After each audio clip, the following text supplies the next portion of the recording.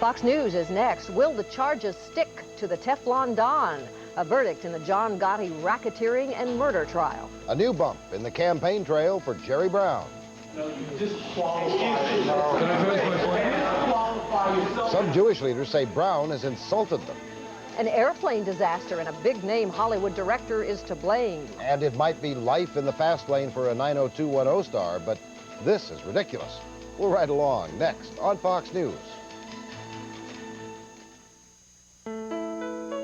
There are some things you can count on every day, like the kids raiding the refrigerator and savings from Lucky to help fill it back up. Get USDA Select 7-bone or blade-cut beef chuck roast, $1.17 a pound. Large crisp iceberg lettuce, 3 for 99 cents. And save on Coke or Diet Coke in 6-pack 12-ounce cans, only $1.49. Proven lower Lucky prices. Count on that every day.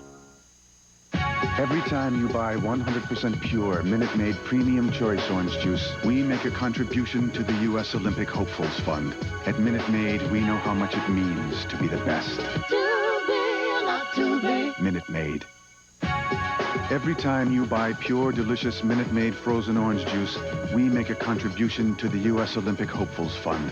At Minute Maid, we know how much it means to be the best. To be or not to be. Minute Maid.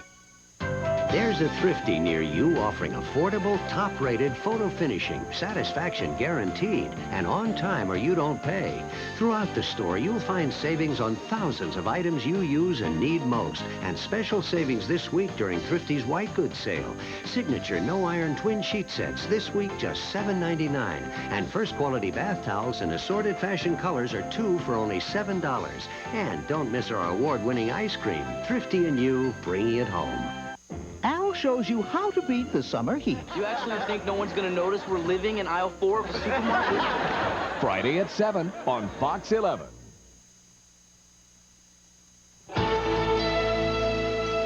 The government finally nails mob boss John Gotti for murder and racketeering, and he could be headed to prison for life. From KTTV Los Angeles, this is Fox News. It's the biggest blow to the mafia in years. Good evening, everyone. I'm Chris Harris. And I'm Patty Suarez. They used to call him the Teflon Don. Now they're calling him the Velcro Don. Justice Department finally making charges stick against underworld crime boss John Gotti. Charles Feldman reports from New York. John Gotti, the so-called Dapper Don, has been found guilty of murder and racketeering and will face life in prison. Justice has been served, and it feels awfully good. The Teflon is gone. The Don is covered with Velcro, and every charge in the indictment stuck. The jury found that Gotti helped plan the 1985 rub-out of his predecessor, Paul Castellano, then boss of the Gambino organized crime family. Gotti's former right-hand man, Salvatore Sammy the Bull Gravano, was the government's star witness. Gravano quit the mob and turned against his former friend. But this trial also relied heavily on some 8 hours of secretly recorded FBI tapes in which Gotti could be heard discussing his mafia family and ordering murders. The tapes that we got opened the window into the Gambino crime family.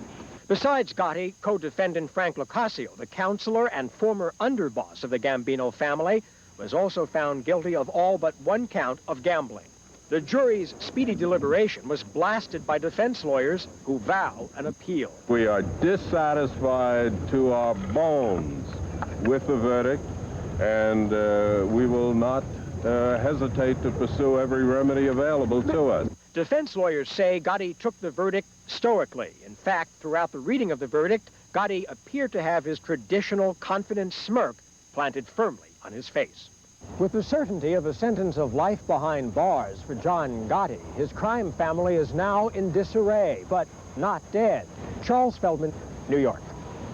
No results yet tonight from the Democratic and Republican caucuses in Alaska. The candidates are already looking ahead to next Tuesday's big New York primary. As Jack Cafferty reports, both the Democratic candidates are facing some stiff opposition.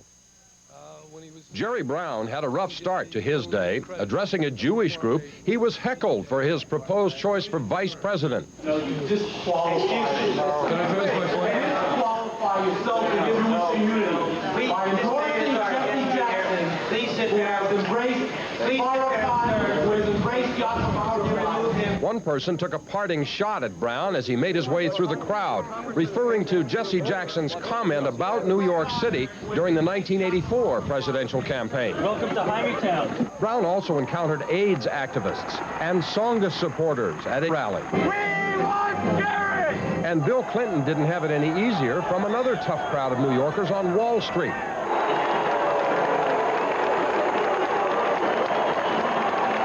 He fought to keep the crowd as he tackled some of the issues. I have nothing against the stock market, but the stock market tripled while wages went down, the work week lengthened, unemployment went up. That happened, and it's not right. I offer the chance to have real changes in the welfare system. More opportunity, more responsibility. If Dan Quayle and George Bush don't want people on welfare, let them give an earned income tax credit for people who are working and who are still poor. And as the candidates battle the mean streets, a Gallup poll shows Clinton's support is slipping. If the election was held today, President Bush would defeat Clinton 54 to 34%. And in a three-way race with the president and businessman Ross Perot, Bush would get 44%, Clinton 25%, and Perot, who isn't even officially a candidate, a very close third at 24%. Running a political campaign in New York City is a unique experience, unique to anywhere else in the country. And now with just 4 days left before the New York primary, the intensity of that experience is beginning to show on the candidates, their handlers, and on the voters. Jack Cafferty, Fox News, New York. Maverick Republican candidate Pat Buchanan taking his campaign to Southland voters tonight. Tonight, Buchanan was met by dozens of enthusiastic backers at LAX. Tomorrow, he'll outline a campaign that he hopes will give President Bush a handful in the June 2nd California primary. But Buchanan says no matter what, he's in this race to stay. They said, Pat, why don't you get out? Why don't you get out? And I said, no, sir. We're going on to California, and we are here. The polls show Mr. Bush with a commanding lead over Pat Buchanan in California. A judge will decide later this week whether to reduce the $20 million bail for the man they call Uncle Ed. Ed Savitz is the Philadelphia man with AIDS, charged with having sex with hundreds of boys. Today, his attorneys asked a judge to lower his bail, saying Savitz will stay at his private psychiatric clinic and not be a threat to anyone. But prosecutors say new evidence implicating Savitz with as many as 500 young boys continues to come in. The activity has gone on for a number of years, and that the activities involve many teenage and pre-teenage boys, and for that we believe that he is a risk to be on the street. Prosecutors say one boy claims he recently had oral and anal sex with Savitz dozens of times. They never used a condom, the boy says, because Savitz assured him he did not have AIDS. A confessed murderer was captured in London today thanks to tips from viewers who saw a segment of Fox's America's Most Wanted. They saw Stephen Leslie Wilson's crime recreated on the show. Wilson escaped 8 years ago from California's Folsom Prison, where he was serving 25 years to life for murdering his father-in-law. Another doctor in the Parkland Hospital in Dallas emergency room when John Kennedy died is now breaking his silence about the JFK assassination. Yesterday, we told you about ER Dr. Charles Crenshaw and his belief that the shot that killed Mr. Kennedy entered through his face. Crenshaw's claims contradicts the findings, of course, of the Warren Commission, which concluded that the president was killed by a single gunshot to the rear of the head. And today, after 29 years of silence, another doctor in the emergency room backs that official report. Putting all the evidence that we have today together, we can make a case for President Kennedy having been shot from the back. A third physician also there questions whether Crenshaw knew enough about the wounds to draw any conclusion. Also tonight, the LAPD is being accused of mishandling the assassination of the president's brother, Senator Robert Kennedy. Carol Hutchison has that story. The closed Ambassador Hotel holds only memories of what happened here nearly 24 years ago. My thanks to all of you, and now it's on to Chicago, and let's win there. Thank you, guys. Robert Kennedy had just won the California presidential primary and headed out through the hotel's kitchen. KTTV carried the bulletin.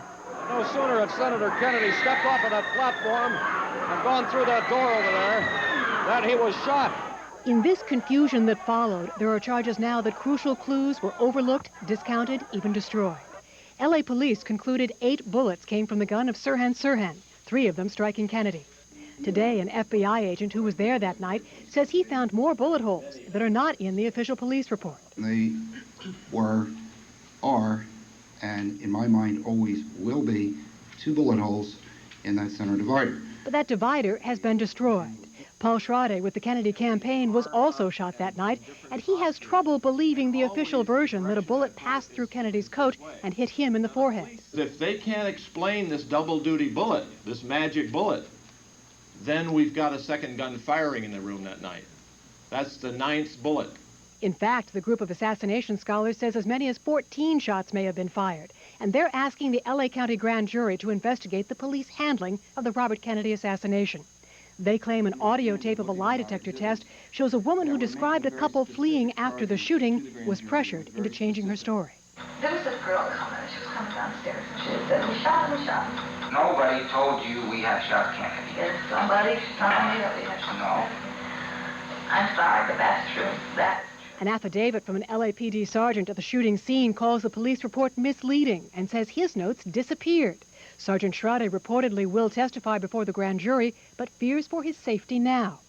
Today's group says it doesn't know who might have been co-conspirators.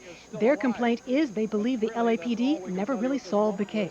I think it's a question of bureaucratic self-protection. They made a decision to cut off the investigation, and then they hid the files for 20 years and refused to answer questions.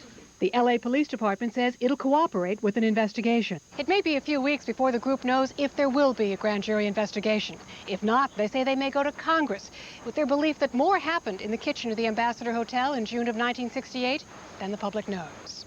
In the Mid-Wilshire District, Carol Hutchison, Fox 11 News. Some parents in El Monte say they're furious tonight. In an exclusive report, Cristina Gonzalez tells us that barrels of what could be toxic waste have been found where a new school is being built.